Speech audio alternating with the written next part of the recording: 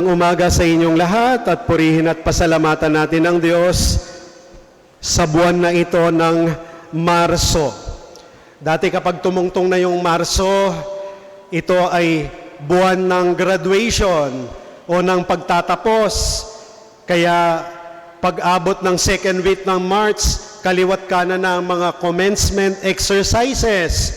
At lagi mong maririnig sa mga public schools o sa mga private schools, ang tugtog na tan tan tarararan tan tan charararan taran. Ngayon hindi na March, no? Kaya nga March magma-march, magma-marcha, no? Sa graduation.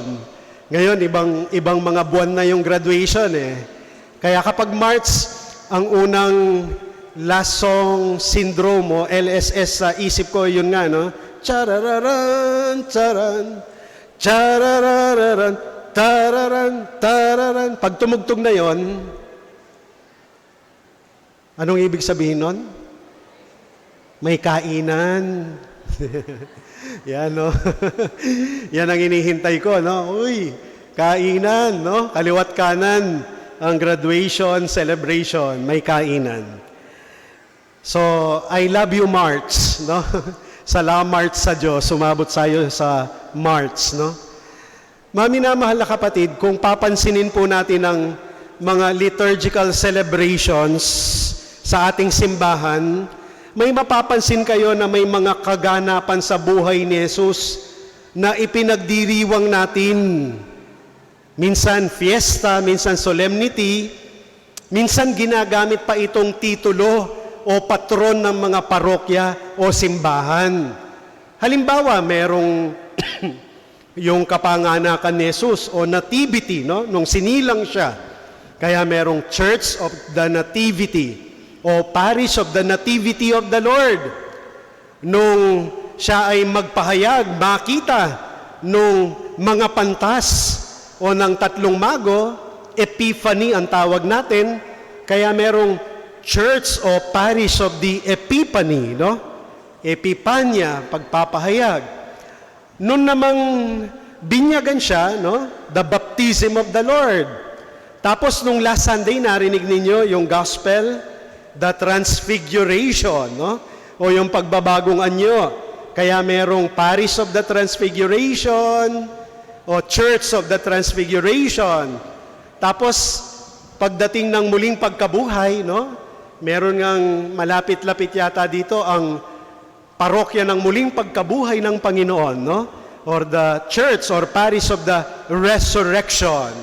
So mga kaganapan, event sa buhay ni Jesus yun. Meron lang isa na hindi yata masyadong pinapansin at hindi importante o mahalaga dahil siguro sa ating pananaw medyo negatibo. Pero kung titingnan natin, meron na itong magandang itinuturo sa atin At ano ang itinutukoy ko?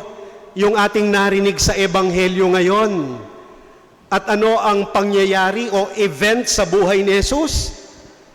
The anger of Jesus. The wrath of Jesus. No? Nagalit si Jesus. No? Inisip ko lang, siguro kung ako ay bibigyan ng parokya na wala pang patron o titulo, lalagyan ko ng title, The Holy Anger of Jesus. Meron kaya akong magiging parisyoner nun? Meron kaya magsisimba nun? No? Baka takot silang magsimba kasi galit si Jesus. No? Galit si Jesus. So, nagalit si Jesus. Pero hindi yun ang title ng ating gospel Ang title ng ating gospel, The Cleansing of the Temple, no? Cleansing of the Temple. Dati, nasabihan na rin ako, no, ng mga sekretary ko kapag ako'y nagagalit. Narinig ko yung mga sekretary ko, nag-uusap, nagbubulungan, pero narinig ko pa. Sabi, uy, huwag kayong maingay. Tago tayo. G na G si Father. Narinig ko, sabi ko, anong G na G? Sabi nila, galit na galit po kayo Anong galit na galit? Gina G, yung gigil na gigil po kayo. Hindi ako galit na galit, sabi ko sa kanila. Hindi ako gigil na gigil. Ano po yung Gina G? Gutom na gutom. Kasi tanghali na, hindi pa kayo naghanda. Tanghali na, hindi pa kayo nagluto. Ha? Kaya mainit ang ulo ni Father pag hindi pa kumain, no? Kaya wag kayo magtataka. Yung pare, pag minsan nagagalit din. Kasi si Jesus, naging Gina G siya talaga. Galit na galit, no? Pero bakit galit na galit si Jesus? Kasi ang templo para sa mga katulad ni Jesus na tapat at masugid na Hudyo ay mahalaga ang templo sapagkat ito ang sacred space, sacred place ng mga Hudyo. This is the sacred meeting or encounter with the Lord. Dito sila sumasamba, dito sila nagdadasal, dito sila nagpapasalamat, nag-aalay sa Diyos. Dito sila kumukuha ng inspirasyon, ng lakas. Dito sila nagsusumbong sa Diyos. Dito sila kumukuha o humuhugot ng pananampalataya at kanilang lakas. Dito manggagaling ang kanilang malalim na ugnayan sa Diyos. Kaya mahalaga sa mga katulad ni Jesus na Hudyo ang templo. Pero ano ang ginawa ng mga nangangalaga supposed to be sa templo? Sa mga taong dapat tinutulungan yung mga tao na makalapit sa Diyos. Ano ang ginawa nila? Dinumihan nila. Sa ating salita, binaboy nila ang templo, no? Binaboy nila yung templo. Kaya nga, si Jesus, He's there not only angry, but to cleanse, linisin yung duming inilagay sa templo. Ano ba yung duming inilagay sa templo, no? Si Jesus parang nag-housekeeping Gusto niyang iligpit, linisin, ayusin ang ginawang karumihan sa banal na lugar na tahanan ng Diyos.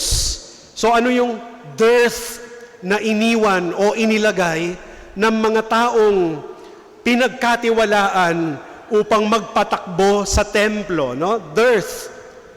Alam ninyo, kahit naman yung magulang nagagalit sa mga anak kapag madumi ang bahay, madumi ang mga hugasan, mga plato, madumi ang mga damit, no? 'Di ba nung bata pa tayo, kapag may pagkain na laglag, sasabihin ni Mami, no, dirty na yan. Don't eat. Kaya yung mga kamag-anak ko na richie, pag naririnig ko yun, no? Minsan may nahulog na hotdog, no? Hulog. Sabi nung mami nung pinsan ko, no, dirty na yan, anak. Tapos nung umalis na sila, tiningnan ko. Pag alis nila, wala pang 5 seconds. Yum. So, pag dirty na talaga, kailangang linisin muna, linisin. Ano ba yung dirt, no, sa temple? D-I-R-T. D as in dog, no?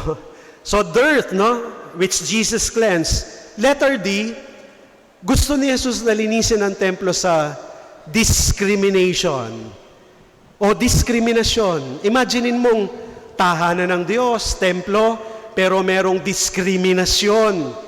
Kasi merong mga iba-ibang seksyon o lugar ang mga tao. Yung mga matataas na pari, yung mga levita, mga eskriba, may mga special na lugar, yung mga lalaki, babae, ang mga pobre, mga hindi purong Hudyo, alam nyo kung saan nila nilalagay? Sa pinakamalayong section at kung saan nanduroon yung sunugan ng mga alay. Doon sinusunog yung mga baka, kambing, kalapati. Kaya imaginein mo, imbes na makafocus sila sa kanilang pananalangin, yung usok, yung amoy, yung ingay, hindi sila makakonsentrate. Uuwi silang parang hindi nakaugnayan ang Diyos. Discrimination. Salamat sa Diyos dito sa ating parokya, uupo ka kung saan mo gusto na komportable ka. Walang lugar ng mayaman o mahirap. Kung gusto mo sa harap, kung gusto mo sa gilid, kung gusto mo sa likod, pwede nga kahit sa taas, no?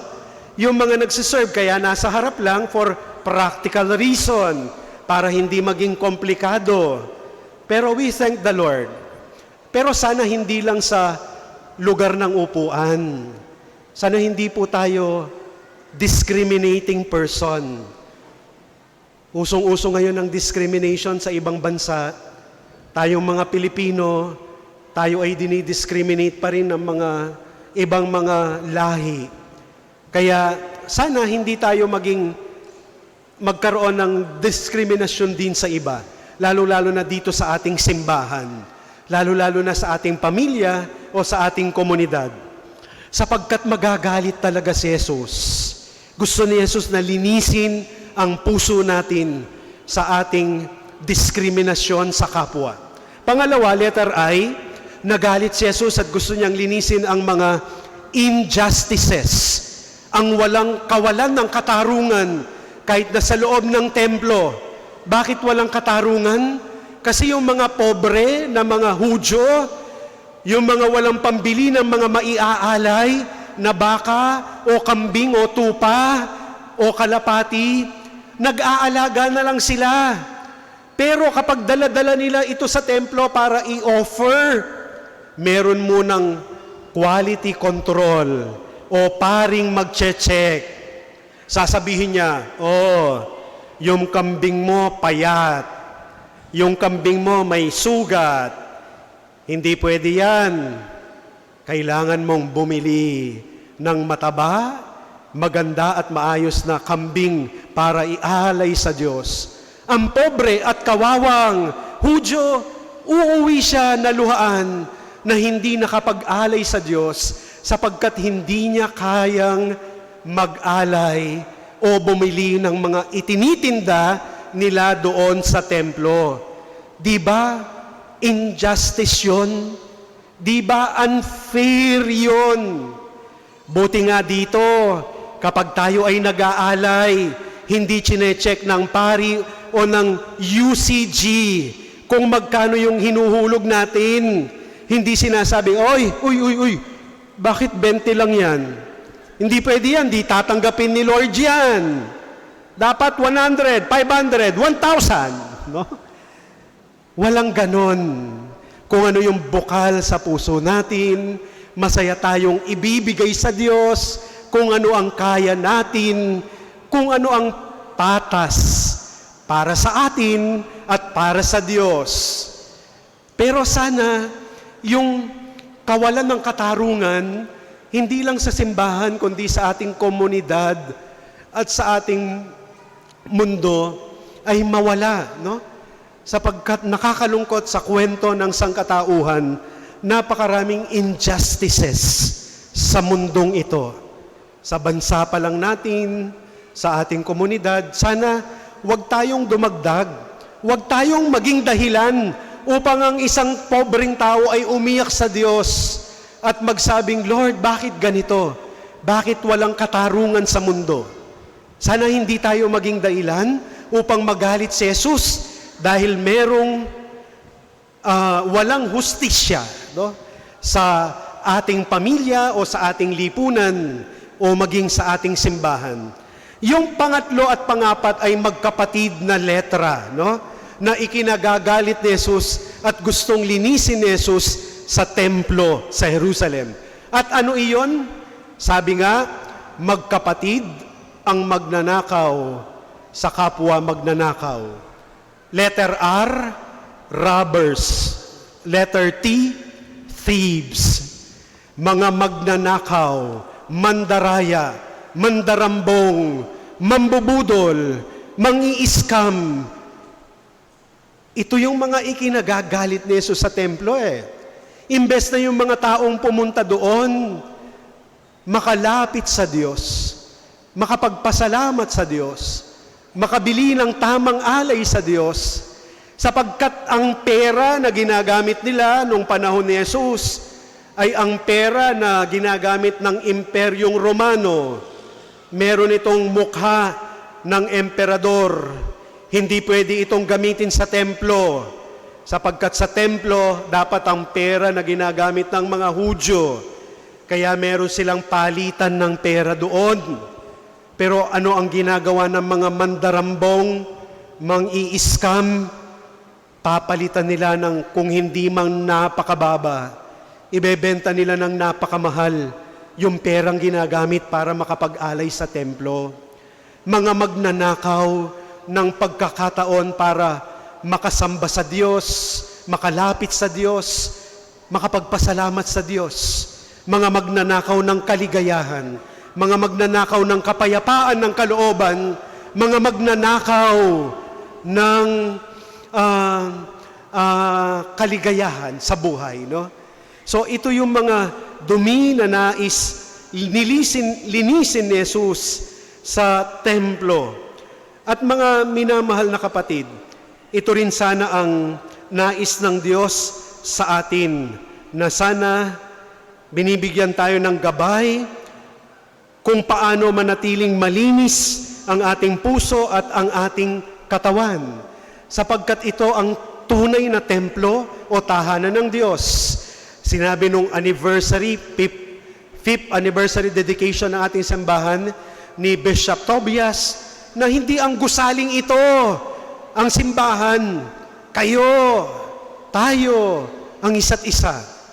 Ang puso natin, ang katawan natin ng templo ng banal na Espiritu Santo. Paano natin ito lilinisin? Ito yung sinasabi sa unang pagbasa sa pagsunod ng 10 utos ng Diyos. Ang 10 utos na ating narinig sa ating unang pagbasa ay hindi pabigat sa ating buhay. Binigay ito ng Diyos pagkatapos na makalaya ng mga Israelita sa pagkakaalipin sa Ehipto. Binigay ang mga utos upang tayo ay manatiling malaya at hindi maging alipin ng kasamaan o kasalanan na nagpapadumi sa atin. Kaya ang paanyaya sa atin, linisin po natin ang ating sarili upang maging kaakit-akit tayong tahanan ng Diyos. Hilingin natin sa Diyos na maging gabay tayo sa ating kapwa upang sila rin ay makalapit sa Diyos. At kung hindi man sila makalapit sa Diyos, dalhin natin sa kanila ang Diyos. Or either, dalhin natin sila sa Diyos. Amen. Magsitayo.